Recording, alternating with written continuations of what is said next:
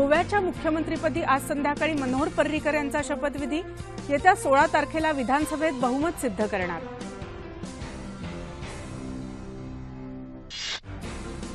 मणिपूरमध्ये भाजपाच्या एन बिरेन सिंग यांना राज्यपालांकडून सरकार स्थापनेसाठी निमंत्रण।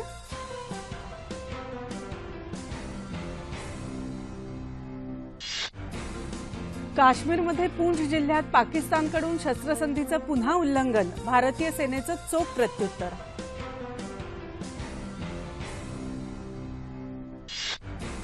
युरोपीय महासंघातून बाहेर पडण्यासाठी ब्रिटिश संसदेकडून ब्रेक्झिट विधेयक संमत।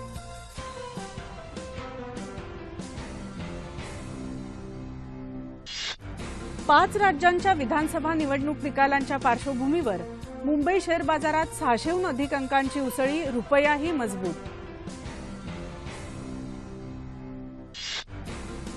केंद्रीय वित्तमंत्री अरुण जेटली यांनी आज स्वीकारला संरक्षण मंत्रिपदाचा अतिरिक्त पदभार।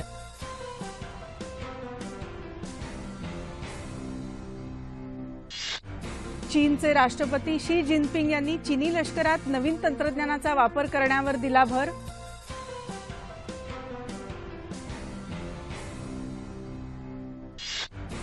पाकिस्तानातल्या जमात उद दावाचा प्रमुख हाफिज सईदला दहशतवाद विरोधी कायद्याअंतर्गत मिळालेल्या नजरकैदेविरुद्ध 20 मार्चला लाहोर उच्च न्यायालयात सुनावणी।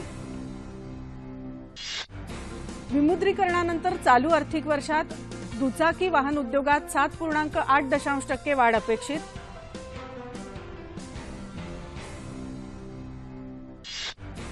सर्वोच्च न्यायालयानं जामीनपात्र वॉरंट बजावलेल्या कोलकाता उच्च न्यायालयाचे न्यायाधीश CS कर्णन यांनी न्यायव्यवस्थेविरुद्धची टिप्पणी मागे घ्यावी, राम जेठमलानी यांचा सल्ला।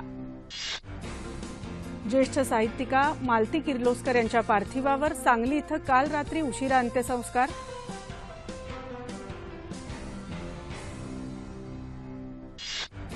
पहिल्यांदाच नगरसेवक म्हणून निवडून आलेले अनिल कोकिळ यांच्यावर बेस्ट समितीच्या अध्यक्षपदाची जबाबदारी।